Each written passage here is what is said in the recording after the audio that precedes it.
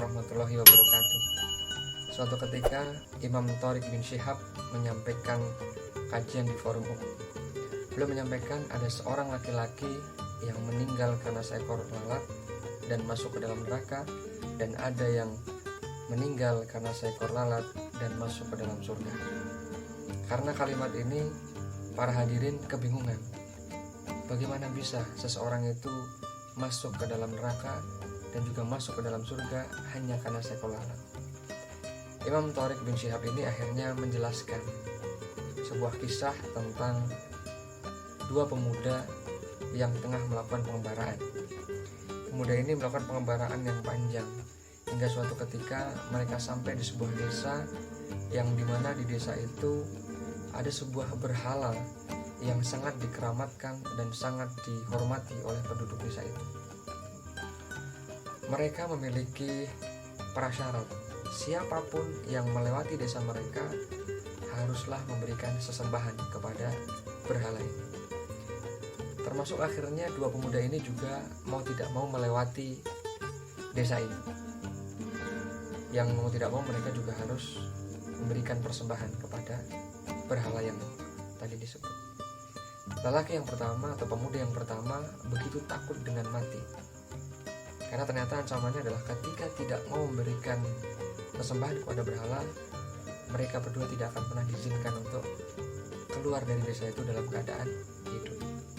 Saking takut matinya, si pemuda pertama ini akhirnya memutuskan untuk menangkap seekor lalat, kemudian dia kurbankan untuk diberikan sesembahan kepada berhala ini.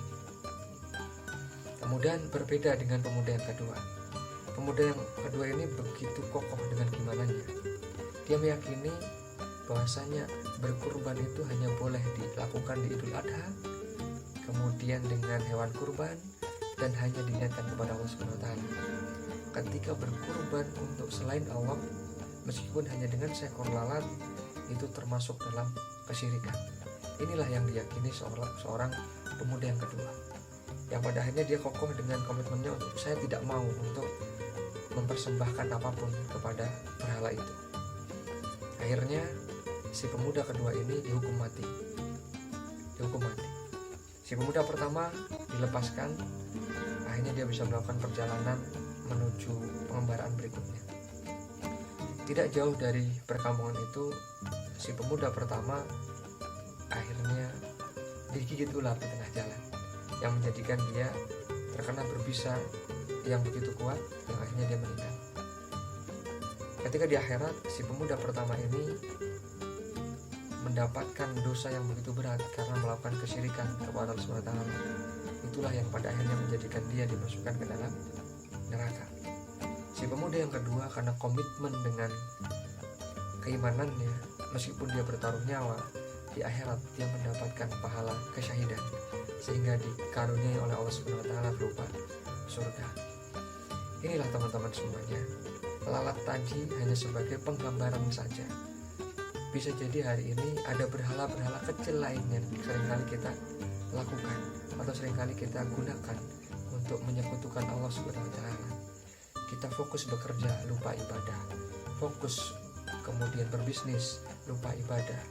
Fokus aktivitas-aktivitas dunia, lupa kepada Allah. Seolah-olah kita sedang melakukan penyekutuan, ada Tuhan lain selain Allah Subhanahu wa Ta'ala. Maka hal-hal kecil semacam ini yang sering kita lupakan bisa jadi menjadi hal yang buruk di mata Allah Subhanahu wa Ta'ala. Oleh karenanya, mari kita berhati-hati dalam setiap aktivitas kita. Jangan sampai aktivitas-aktivitas yang kita lakukan, sekecil apapun itu, memiliki potensi menyekutukan Allah Subhanahu wa Ta'ala. Na'udzubillahi min dzalik. Karena apa?